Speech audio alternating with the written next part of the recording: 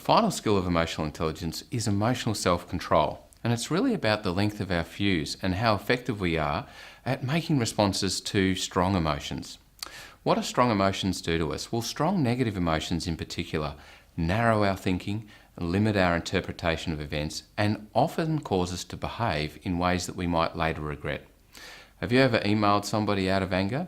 Only half an hour or 45 minutes later thought, gee, how do I get that email back out of that person's inbox? It's probably because your perspective was narrowed, your thinking was limited, and you probably might not have seen everything to do with the situation at the time. You ever got into a verbal stoush with someone only to think of all the great things you could have said half an hour later? The reason you didn't think of them at the time was you probably literally couldn't.